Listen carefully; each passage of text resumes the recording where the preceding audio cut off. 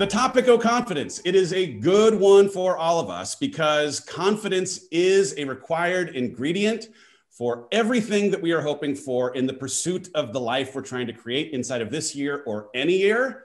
And also change challenges confidence. It's going to come with these questions of what might happen in these new unknowns. It's going to trigger our anxiety, our worry of what if, our worry of how long. It requires better question asking around what can happen, right? What kind of preparation is required to be ready, fortifying our confidence with the kind of planning that will have us preempt the thing that might get in our way long before it does. So I want to try and walk you through a little framework around what might happen, what can happen, and what will happen. I want you to take the time and write a letter to your fear. What are the things that you fear in this journey of growth that you've chosen? What are you worried about in relationship, in finance, around your health? What are the things that are triggered insecurity-wise, imposter syndrome, whatever it might be? I made a list of my fears, and then I asked these two questions. Which of these fears are actually real? And which of these fears can a plan be created for to address the warranted fear? The interesting thing in going line by line through my 46 things is that many of the things I thought were, of course, yes, totally ridiculous. 80% of them gone. But the other 20%, they were warranted fears, right? Those fears were real. And I believe that the role that those fears were playing was a prompt to ask questions on how I could best prepare to do it scared, but ready. The ability to formulate the kind of habits and routines, the circle of support, the resources I'd need to ready myself to, yes, confront my fear. The fear was not going to go away, but to do it in a way that changed completely the way I felt courageous and up to the challenge. Let's dive into what might happen. Epictetus said, man is not worried about real problems so much as by his imagined anxieties about the real problem, right? It's an idea that was reinforced by Seneca. We suffer more from imagination than reality. I want you to grab a blank piece of paper. I want you to draw 3 circles on the blank piece of paper. This represents the things that we worry about. The things that can happen and the things that do. I have filled it out for you so that you can fill it out yourself. The whole pie is the way that our brain processes every single thing that could possibly happen on this journey of becoming. The smaller circle is the list of things that actually can happen because our mind is so crazy, it will have us worrying about things that could never happen. But that smallest dot, those are the things that actually do happen. And when you can see it against the backdrop of how much we afford, the weight of worrying about everything with how much actually happens, it just affords you a confidence to dismiss a little bit of the rhetoric that voice in your head is trying to sell you about why you should be worried in the first place. Now, that in and of itself, that's not going to make your anxiety go away like magic. There is a next step. And I don't know what role anxiety plays for you, but I will tell you, for me, anxiety is providing me information. It's intel, right? It's a trail of breadcrumbs in my life to a place where I do not yet have clarity, where I don't yet have a solidified plan.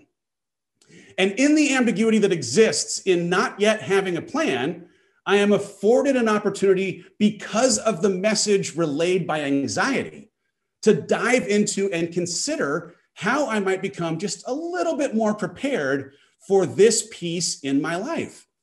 It has fundamentally changed the way I think about anxiety. Thank you, anxiety. I hate that I've become grateful for you, anxiety, but in fact, when it presents itself, it's just trying to help me create clarity in a part of my life where there is ambiguity. All right, I want you to take a new piece of paper. I want you to write down, like I have written down here, what might happen and what can happen. The homework for you is to take the letter that you've written to your fear. And on the left side, right, what might happen, write any of the things that might happen and put them on that left-hand side of the page. On the right-hand side, the things that can happen, write those down and put them on the right-hand side of the page. Once you have every fear that you attribute to what might happen, I want you to ask yourself the same question that I did. Is this fear real? Is it actually something that can happen? Is it actually something that is highly likely to happen? And if the answer is no, can you have a conversation with that fear and release it? Can you connect to confidence in a way that might allow you to cross it off the list? If you need to, could you write that fear on a piece of paper, crumple it up in a ball, and symbolically, as you let it go into a trash can, release it from the weight that you would have to carry in keeping it a part of you in the journey from where you are to where we're going, right? The next step, right, for any of the fears that still exist after you've tried to release the ones that are not real, is how do you take the limiting belief that you currently have about your ability to handle this fear, this thing that might happen, and turn your limiting belief into an empowering belief around why you are completely qualified to handle it. So I'll give you an example from my list. On my what might happen list, I couldn't let go of my anxiety around what if I put myself out there and fail, right? I'd had a very successful job inside the Walt Disney Company for 17 years, the last 7, where I'm the president of distribution, surrounded by the greatest intellectual property, the best teams. I was always an accomplice to success, not solely responsible for it. In the work that I did in the Hollis Company, working with my partner and wife, Rachel, building something that was built around, again, great intellectual property, it was not all on me. And here I am leaving a harbor that was previously safe for a harbor where I know I will grow, and it all falls on me. What if I put myself out there and I fail? So I ran through an exercise that I call positive, negative, reframed, okay? When you take the things that might happen and you're able to create 3 columns of the positive outcomes, the negative outcomes, and the reframed outcomes of what might happen if these things were to pass, then you get a chance to actually see all the scenarios that could unfold, right? For me, I might be seen as underqualified to do this work. I might embarrass myself publicly. I might be triggered to reach for negative coping mechanisms when I feel badly about it, right? Those were my limiting beliefs. And in establishing those limiting beliefs up front, as I went through the positive, negative, and reframed outcomes, I made a list of every single thing that could happen if I put myself out there and failed, right? All the good things that could happen, hey, I'd learn. All the negative things that would happen, I might be embarrassed.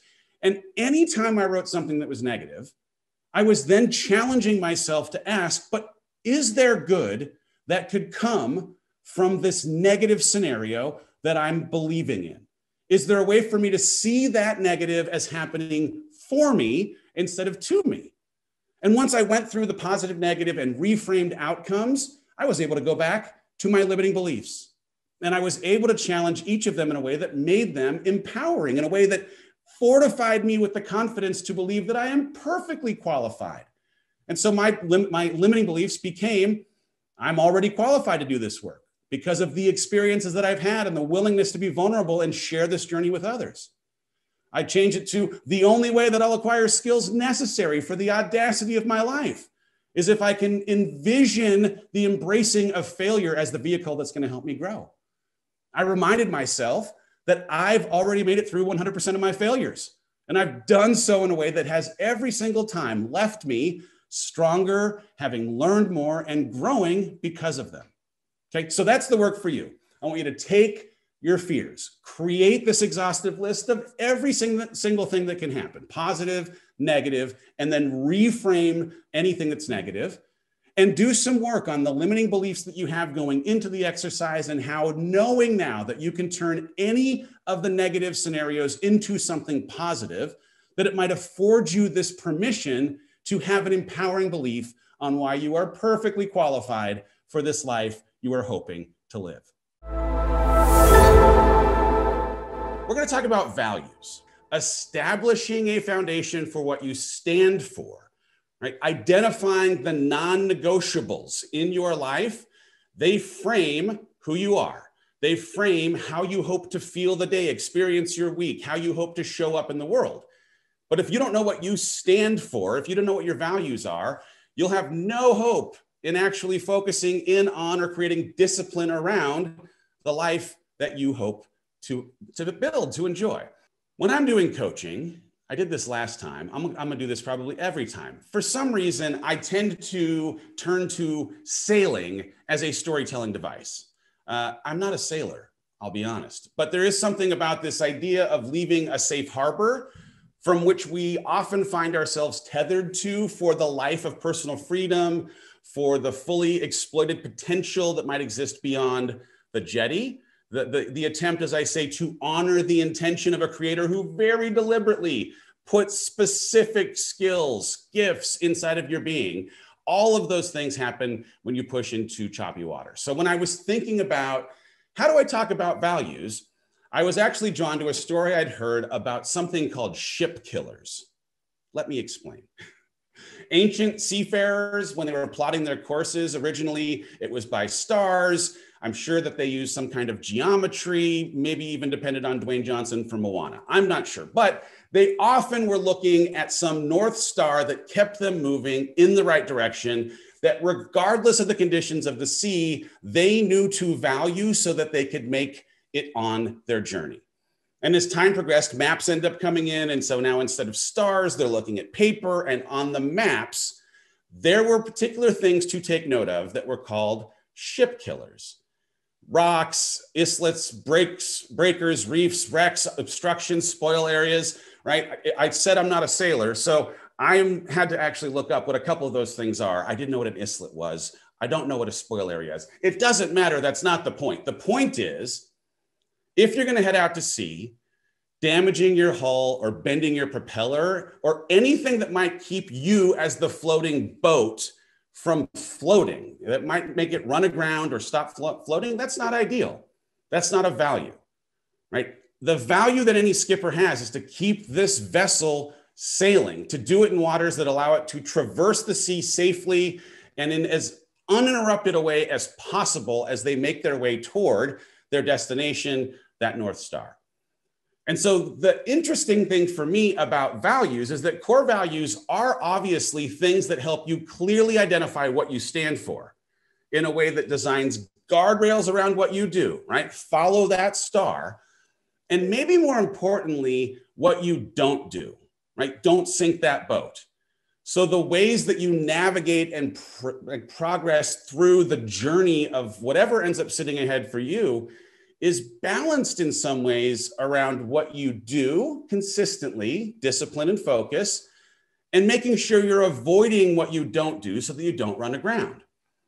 For me, I've got 6 core values. I'm not sure that there's a right number of core values, but I'm going to ask you as a part of homework to make sure that you can name the things that you personally value in your life. My values, centeredness, right? The idea that I am working to live, I'm not living to work. Advocacy, right? Showing up as an ally to anyone who may be marginalized or may not benefit from the privilege that I do. Growth, that I'm striving every day to be better than I was yesterday. Optimism, choosing positivity, hope in what's to come, the good that can exist even inside of hard times. Service, just wanting to put on the cap of servant leader in any and every aspect of life, and responsibility, the idea that I want to try and act with integrity. And those things for me are the North Star. Those are the things I hope to live into every single day. These are the things that I've signaled to anyone in my life that would be classified as an accountability partner, Brendan among them, to be on the lookout for if I start veering off course, right? If I know that my work starts to compromise my ability to show up as a dad, or negativity in hard times starts to paint a pessimistic vision of my future, then I'm compromising my ability to reach my goals. I'm doing something that comes at the expense of my value. And I might, because of that disconnect, undermine how I actualize my actual calling, right?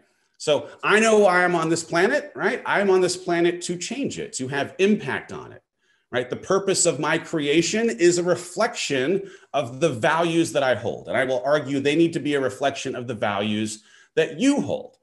And so I want to keep my family a priority, advocate for others, chase growth, see the good, serve well, and do it in a way that creates consistency between my ambition and my everyday actions. And if I drift away from my core values, right, I run into a ship killer. I slow at best or sink at worst my pursuit of becoming who I'd hoped to be. So for you, homework starts with a question. And it's a very simple one. What do you stand for? What do you stand for? Unless you know what you stand for, unless you know your core values, you don't have a sense, you don't have a handle on what it is that you're going to need to do. So you have to set that North Star, right? Create the guardrails that reinforce what you do and what you don't do. Be clear about who and how you'd hope to show up as every single day. And then you give yourself the chance to actually be that person. Answer this question. What do you stand for? Create a list of your core values. What attributes would you need to have present every single day in your life, all the time, to have anyone who's witness to you living your life know without a doubt what it is that you stand for, right? Knowing what you stand for is going to be a big part of how we help cast the vision for where you're going, where you're going to focus your energy and how you'll deploy your discipline to actually get there. This can be your day for personal growth. This can be that day you committed to and you remember and you go, that was the day I got myself a community. I got better coaches. I committed to making my life the absolute best that I could. This is that day. Make today your growth day. Click the button on this page and sign up right now.